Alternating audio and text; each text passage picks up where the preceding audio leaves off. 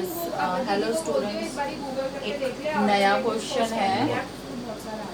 उस क्वेश्चन को, word problem को जो है वो हम सॉल्व करके देखेंगे। मैंने एक ऐसा ना आज असाइनमेंट में भी दिया था। अच्छा, एक चीज़ और, मैंने एक क्वेश्चन कल बताया था 2 डिजिट नंबर वाला, है ना। और उसमें फिर ये कहा था इसे मैं आधा छोड़ रही हूँ, इसे कंप्लीट करना। और मुझे किसी ने भी खैर कंप्लीट करके तो दिया ही नहीं, विद आंसर था ही नहीं।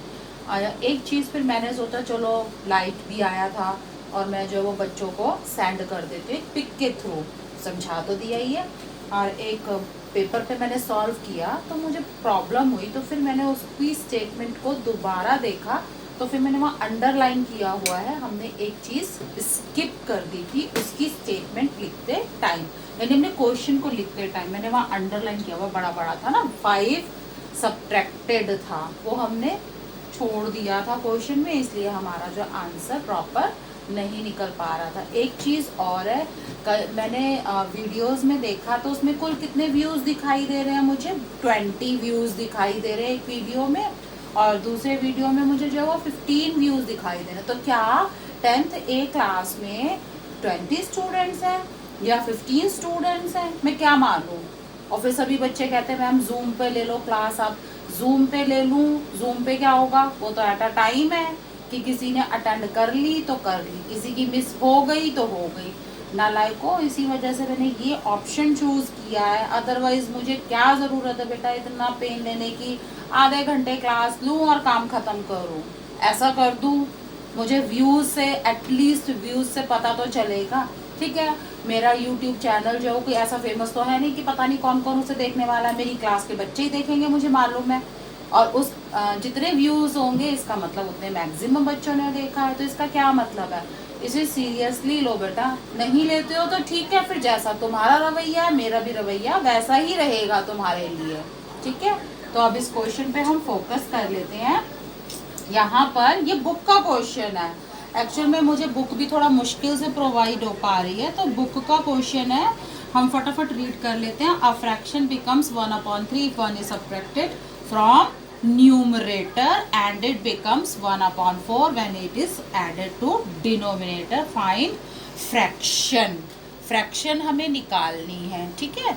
और फ्रैक्शन में कैसे बनती है हमारी फ्रैक्शन, जब हम क्या करते हैं, हमारे वहाँ पर एक न्यूमरेटर चाहिए फ्रैक्शन के लिए, तो एक न्यूमरेटर ज़रूरी है और एक डिनोमिनेटर, यानी फ्रैक्शन आएगी, लेकिन उसके लिए हमारी 2 रिक्वायरमेंट है, one is numerator and other is denominator. तो सबसे पहले देखो, वर्ड प्रॉब्लम को सॉल्व करने का सबसे बेस्ट ऑप्शन, सबसे बेस्ट तरीका ही यही है कि जो चीज़ हमें फाइंड आउट करनी है, हमें क्या फाइंड आउट करनी है, फ्रैक्शन। तो हम अपना आंसर स्टार्ट करेंगे यहीं से ही, हम फ्रैक्शन को ही एज्यूम कर लेते हैं, हम फ्रैक्शन को ही सपोज कर लेते हैं।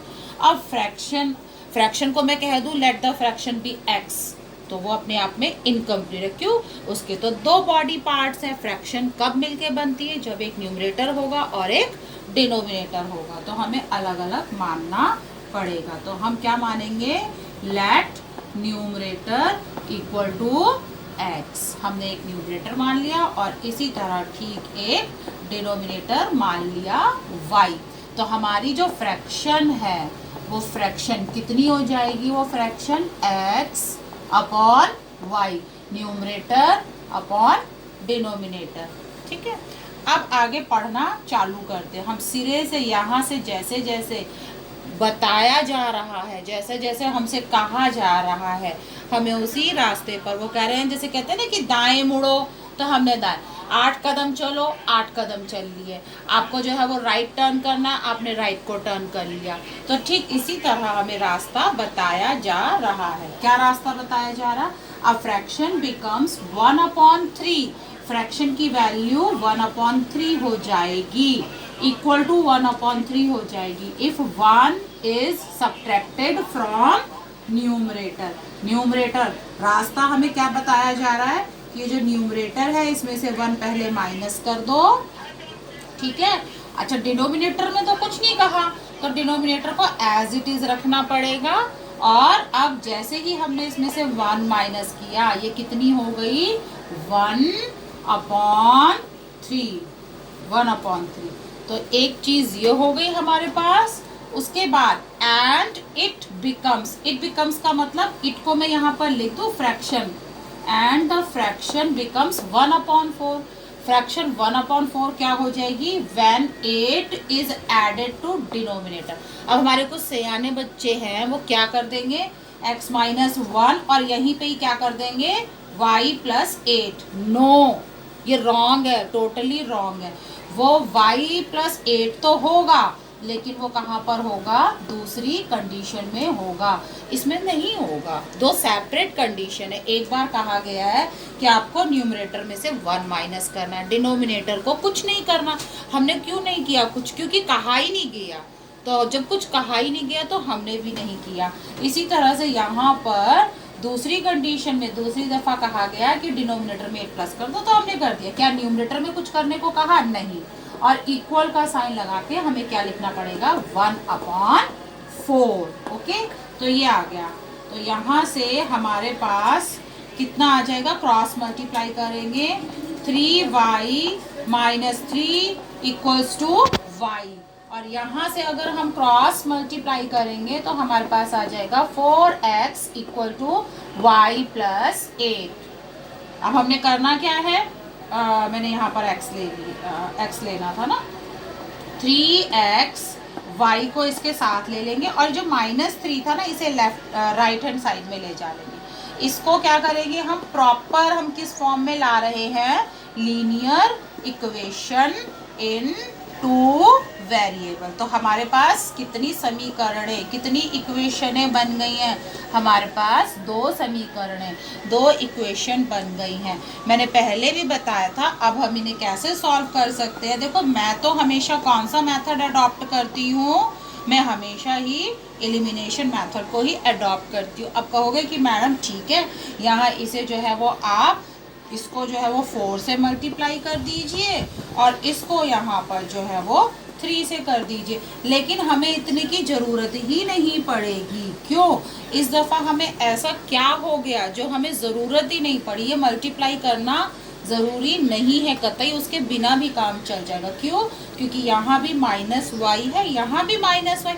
ऑलरेडी एक ऐसी सिचुएशन आ गई। हमें करना क्या होता था, एलिमिनेशन मेथड हम क्यों इस्तेमाल करते हैं, ताकि हम 2 वेरिएबल्स को सेम कर दें।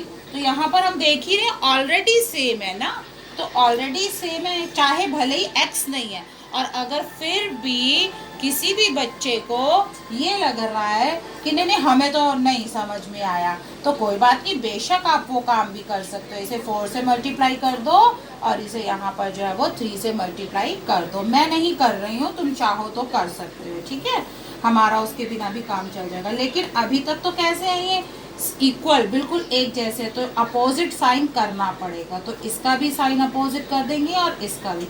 अब ये कैंसिल हो गए, इलिमिनेट हो गए, और यहाँ से कितना आ जाएगा, -x इक्वल टू, यहाँ से भी कितने आ जाएंगे, -5, minus minus cancel, we get x is equal to 5।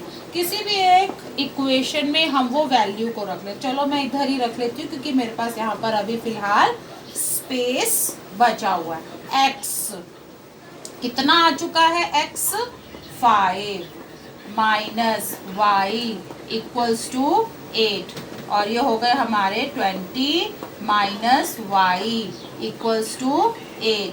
यहाँ पे केवल -y रहेगा। अच्छा, अब कई बच्चों की गलती क्या होती है कि वो क्या कर देते हैं, इसे लिख देंगे वो 20 माइनस 8। नहीं, हमें हमेशा एक चीज़ का ध्यान रखना है, शिफ्ट कौन हुआ है, हम शिफ्ट किसे कर रहे हैं, 20 को। तो साइन किसका चेंज करेंगे, 20 का। जो प्लस था वो हमारा माइनस होगा, ठीक है। और 8 में से 20 हमारे माइनस करेंगे, हम कितना आ जाता है, हमारा आ जाएगा 12, लेकिन किसका, माइनस, माइनस माइनस कैंसिल, ठीक है। अब थोड़ा सा क्योंकि स्पेस की प्रॉब्लम है ही हमारे पास, तो मैं सीधा डायरेक्टली यहीं पर इसे रब करके लिखे दे रही हूँ। x की जगह 5 और y की जगह मिटा करके हम लिख देंगे 12। तो हमारी फ्रैक्शन क्या बन जाने वाली है, 5/12। ठीक है, तो ये हमारा, मेरा तो ये मानना बेटा, ये इजीएस्ट जो हमारा सबसे आसान सवालों में से एक है। कुछ हम जो क्वेश्चन है मैं देखूंगी, क्योंकि हम बहुत स्लो भी चल रहे हैं। अब स्लो चलने के पीछे देखो, मेरी जो स्पीड है ना वो तुम्हारे ऊपर डिपेंड करती है।